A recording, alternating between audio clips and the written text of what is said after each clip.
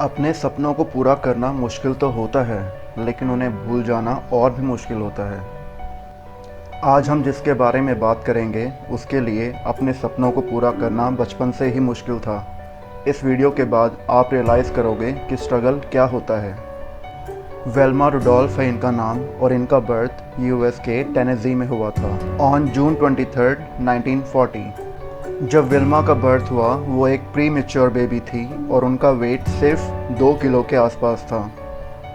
उनकी फैमिली एक गरीब ब्लैक फैमिली थी और अपने 22 भाई बहनों में वो 20वें नंबर पे थी।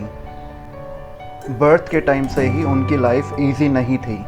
विल्मा हमेशा ही बीमार रहती थी। अगर उसके भाई बहन को कोल्ड होता तो विल्मा को भी डबल निमोनिया हो जाता।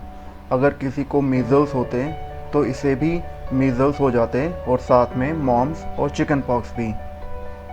विल्मा की माँ उसका घर पर ही ख्याल रखती थी क्योंकि पूरे टाउन में सिर्फ एक ही डॉक्टर था जो ब्लैक लोगों को देखता था।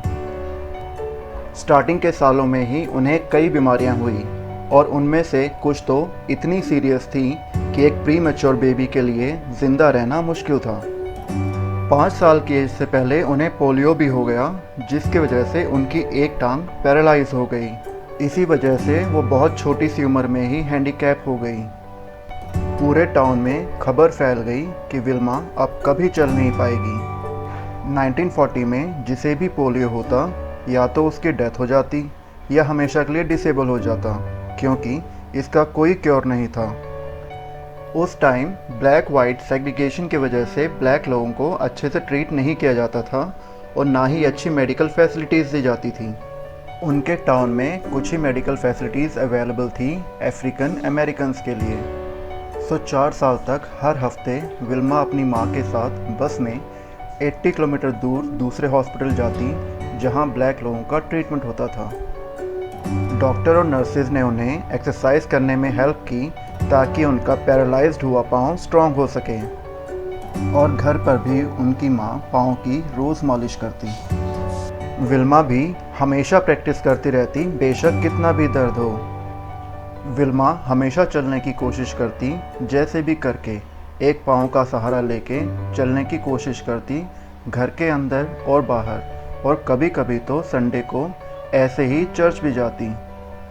विल्मा को सबसे ज़्यादा दुख इस बात का होता था कि स्कूल वाले उसे अलाउ नहीं करते थे क्योंकि वो चल नहीं सकती थी। वो अकेले बैठे रोते हुए रोज़ अपने भाई बहनों को स्कूल जाते हुए देखती। एट लास्ट विल्मा ऐसे रो रो के थक गई थी। उसने डिसाइड कर लिया कि मुझे कैसे भी करके फाइट बैक करना है। विल्मा ने अपनी एक्सरसाइज पे इतनी मेहनत की कि डॉक्टर्स ने डिसाइड किया कि अब इसके पाँव में हैवी मेटल ब्रेस लगा सकते हैं। ब्रेस की सपोर्ट से विल्मा अब अपने आप चल सकती थी और एट लास्ट अब स्कूल जाना भी पॉसिबल हो गया था। विल्मा ने अराउंड 11 साल की एज तक पाँव में ब्रेसेस पहने और ब्रेसेस की वजह से ही वो थोड़ा बहुत चल फिर पाती थी। स्कूल में वो हमेशा अपसेट रहती क्योंकि सारे बच्चे उनके ब्रेसेस का मजाक उड़ाते थे। विल्मा अपने दोस्तों के साथ हमेशा खेलना तो चाहती थी मगर वो ऐसा कर नहीं पाती थी।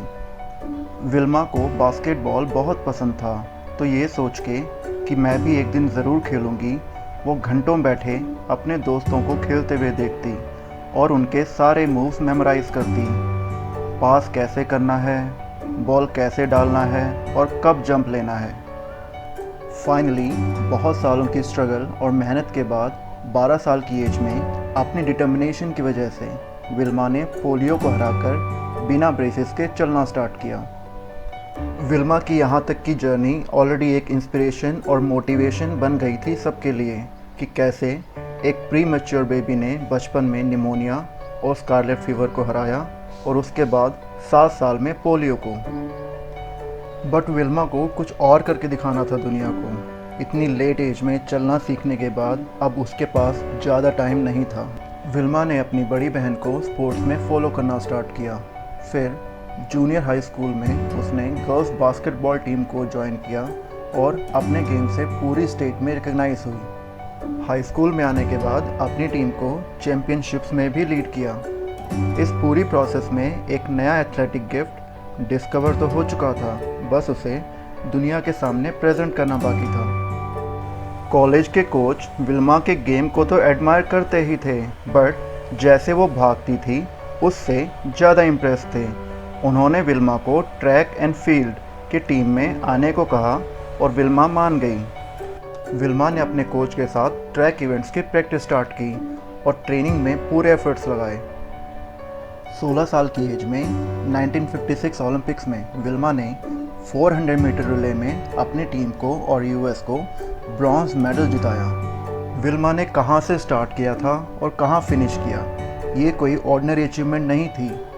Winning the Olympic medal is an extra ordinary achievement. Olympics के 4 साल पहले तक विल्मा बिना ब्रेसेस के चल भी नहीं सकती थी। कोई सोच भी नहीं सकता था कि 4 साल के अंदर विल्मा ओलंपिक्स में अपीयर भी हो सकती है, बट अभी इसके एथलेटिक करियर का टॉप परफॉर्मेंस आना बाकी था। 4 साल के बाद 1960 के रोम ओलंपिक्स में विल्मा ने फिर से पार्टिसिपेट किया और एक ही ओलंपिक में 3 गोल्ड मेडल जीतने वाली पहली लड़की बनी। सिर्फ गोल्ड ही नहीं जीता, 100 मीटर्स और 200 मीटर्स की रेस में उसने फिनिशिंग टाइम का नया वर्ल्ड रिकॉर्ड भी सेट किया और 400 मीटर्स रिले में ट्विस्टेड एंकल के बावजूद यूएस को गोल्ड जितवाया और इसमें भी नया वर्ल्ड रिकॉर्ड सेट किया। अपनी परफॉर्मेंस के लिए विल्मा को fastest women in the history का अवार्ड दिया गया और उसे एथलीट ऑफ द ईयर भी चुना गया। अपनी इस ओलंपिक जर्नी में विल्मा ने पूरे वर्ल्ड के स्पेक्टेटर्स का दिल जीता और उसे अलग अलग नाम भी दिए गए, जैसे ब्लैक पर्ल और ब्लैक गज़ेल। ओलंपिक से घर आने के बाद ब्लैक और वाइट दोनों कम्युनिटीज़ ने विल्मा का वेलकम किया। ऐसा पहली बार हुआ था कि ब्लैक और वाइट दोनों कम्युनिटीज़ एक ही परेड में शामिल थी। ये एक हिस्टोरिक मोमेंट बना। ये एक लड़की की ऐसी मेमोरेबल जर्नी थी जो 12 साल की एज तक चल नहीं सकती थी और 20 साल की एज तक दुनिया की फास्टेस्ट वुमेन बन गई, सिर्फ अपने डिटर्मिनेशन, डेडिकेशन और फोकस से। आइए देखते हैं क्या कहती हैं विल्मा अपनी इस जर्नी के बारे में।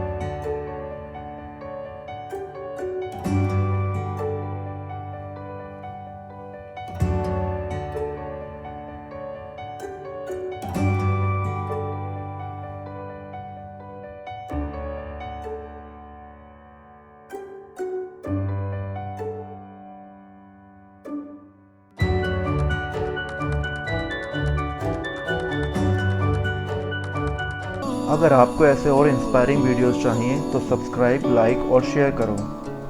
हम मिलेंगे नेक्स्ट वीडियो में। Take care, be happy and stay safe.